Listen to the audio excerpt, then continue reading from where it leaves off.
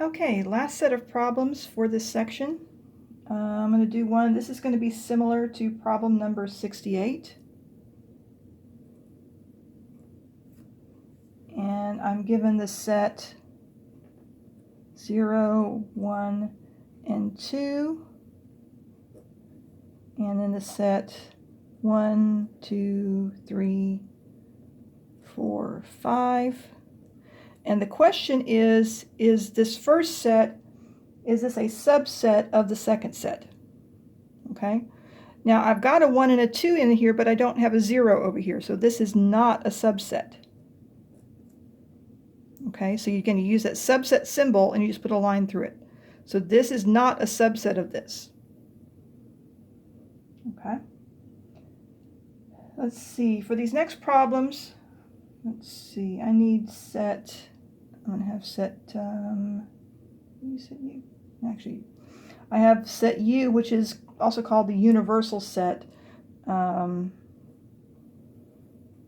which in our case here is going to be 0, 1, 2, 3, I'm going to use ellipses here because I'm lazy, 13.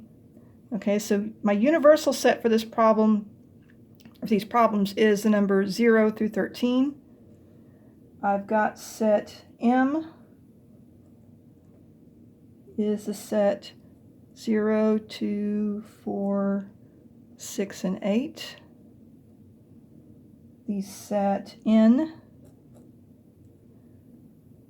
is the set 1, 3, 5, 7, 9, 11, and 13. And the set R is the set 0, 1, 2, 3, and 4. Okay, these are the 4 sets I'm going to be using for these problems. So this first problem here, I want to know what is M intersecting set N. I want to know what elements set M and set N have in common. Well, if we look here, M is pretty much all even numbers here. N is all odd numbers here, so they would have nothing in common. So that would be my null set. You can either put the kind of the 0 with a line through it. You can also use just the empty braces by themselves. Either one works. And then also the question asks you whether these are disjoint sets. So disjoint sets pretty much have nothing in common. So these are disjoint sets. Okay. Let's see here. 79.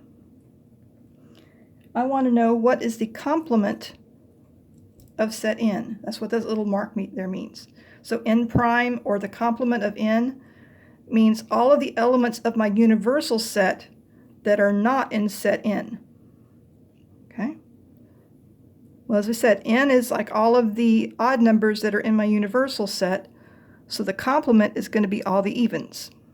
So 0, 2, 4, 6, 8, 10, and 12. These are all in my universal set, but they are not in set N. And then my last problem, make sure I'm not running on screen. This is a little bit complicated. You've got, we've got M intersecting N in union with set R. Now we just figured out up here that the set M intersecting N is going to be the null set in union with set R.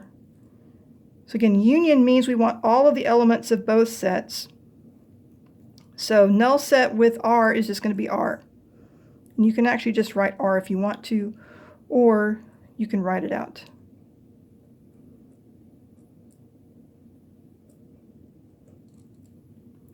Okay.